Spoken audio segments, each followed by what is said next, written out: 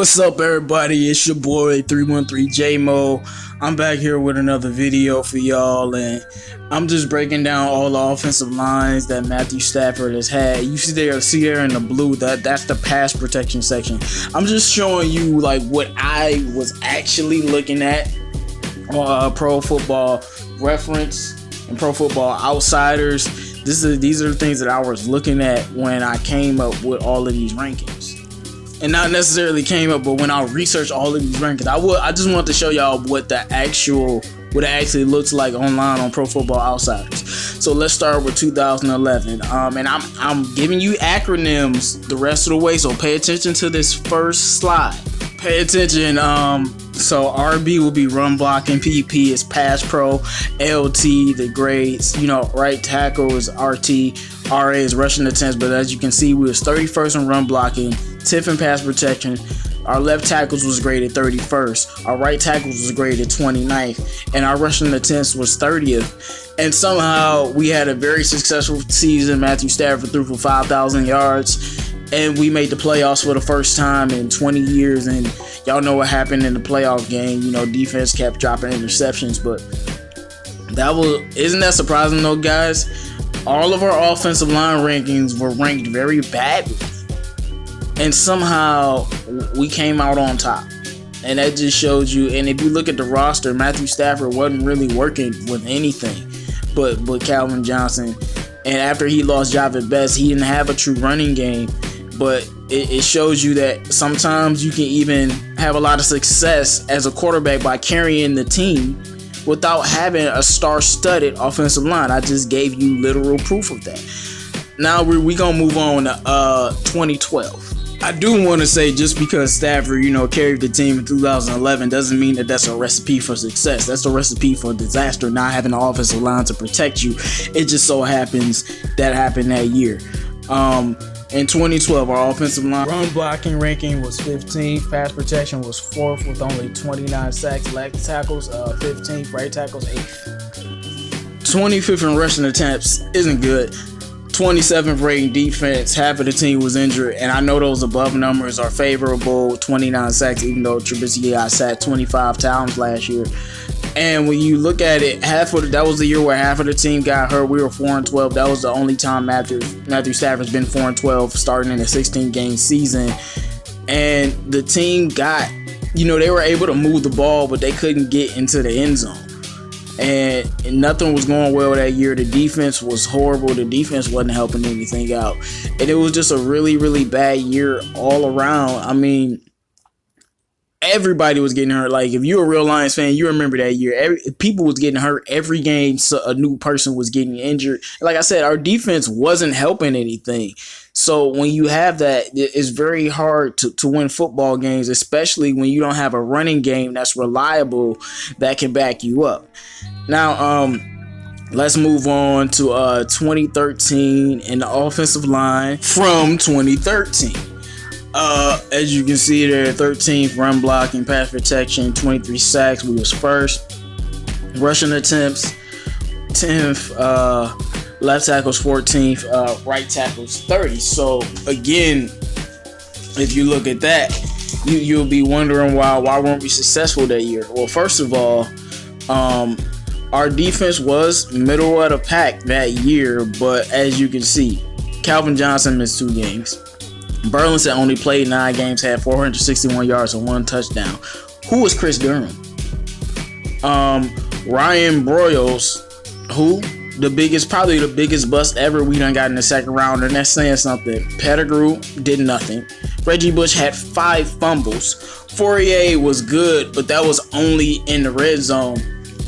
And you also have to look at the fact that the team had no continuity. We had what's his name, Jim Schwartz. He was blowing a lot of games. And like I said, Reggie Bush, he had a good season, sort of, but he had 5 fumbles.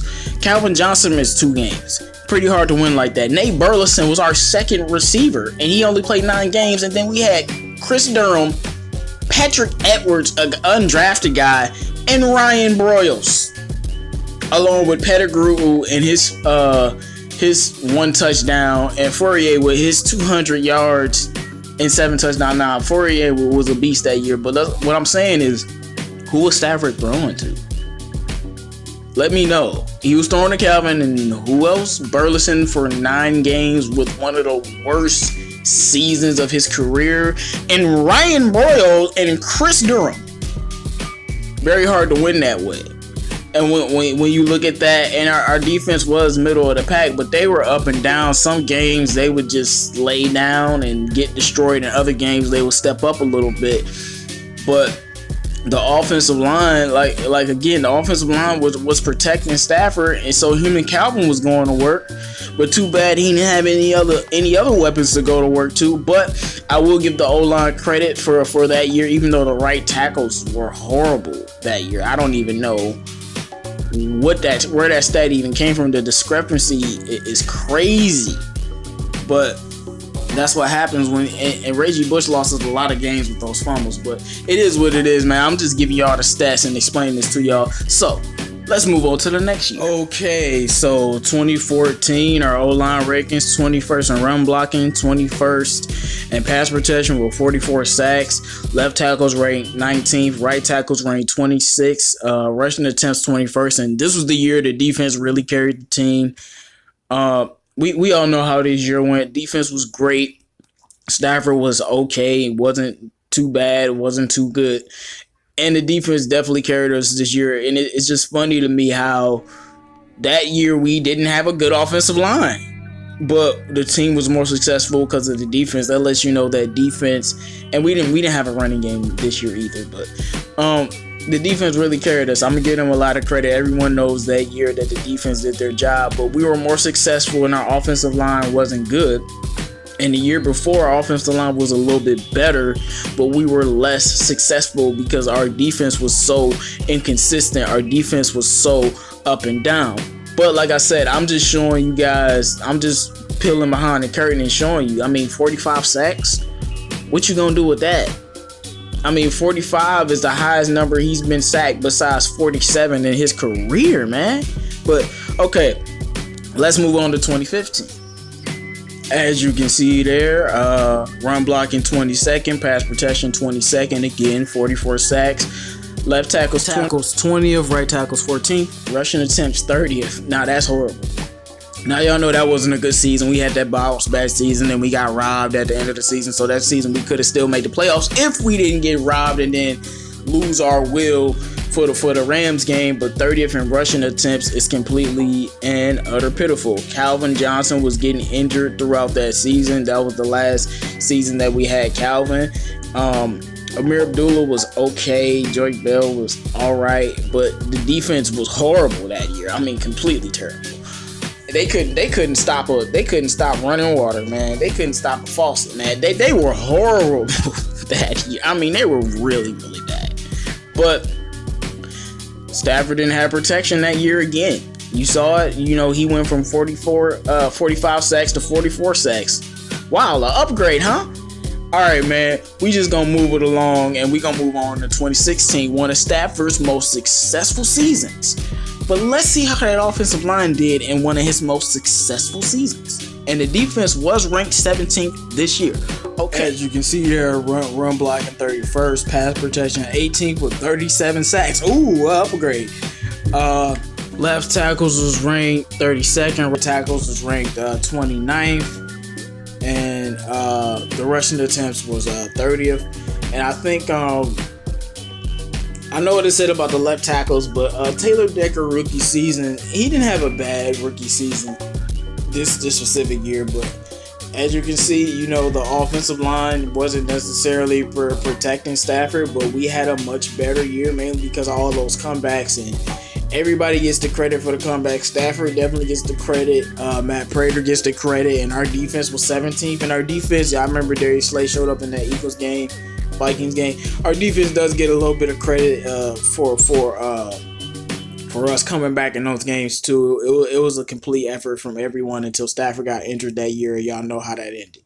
Now, 2017, we was 9-7 this year with the easiest schedule. Jim Caldwell blew some games, but As you see, 32nd, 21st with 47 sacks. That is not an upgrade. That's the most sacks yet. Left tackle's 21st, right tackle's 22nd, rushing attempts 28th. I mean, I don't got much to say. Stafford got sacked a lot this year. But the offense, Marvin Jones and Stafford was lighting it up. We had completely no running game, and our defense took a step back this year. So as you can see, it's hard to win, when you don't have these things and you don't have the coaching either to back you up. I mean, that's all I really got to say. Let's move on to the year with Matt Patricia. Let's see, run blocking 20th, pass protection 12th with 41 sacks. Left side of the O-line, that means everybody together right now, and Taylor Decker 14th, even though we know Taylor Decker had a down year. Right tackles were 30th. I mean, we didn't improve that much. The sack number is a little bit less, and our running blocking went up. Pass protection, that I don't know if I really trust that stat, because Stafford got sacked 10 times in the game, and I have to blame Matt Patricia a little bit for that, along with our offensive line, because we were banged up and nobody had a good game. Carry-on got shut down. But as you can see, Stafford, the lowest amount of sacks since 2013 for him is 37. I mean, like, he's been getting sacked 40 ball. And I just want to show everyone the offensive lines that's been surrounded with Matthew Stafford. People say that he had a lot of help and all of this. This is what I hear, but I'm showing you, he didn't have offensive lines. It was only 2 years out of his 10-year career where he had good offensive lines. And those 2 years, didn't have any receivers, had a bad defense. Also, the team got injured. So here you can see how the cookie crumbles, man. That's just how it is. And I got more videos coming for you guys, more videos like this where I'm just break down and debunk some of these Matthew Stafford myths out here and just show you guys what's really going on. This man didn't really have any offensive lines at all. I just showed you all of the rankings. And I didn't even do the defenses. Now, if I did the defenses, that's a whole nother thing. But make sure you guys like, comment, and subscribe. Shout out to all of my Lions fans out there. And let's just hope that Matthew Stafford can get some protection this year and his weapons hold up and his defense holds up. It's your boy, 313 J-Mo.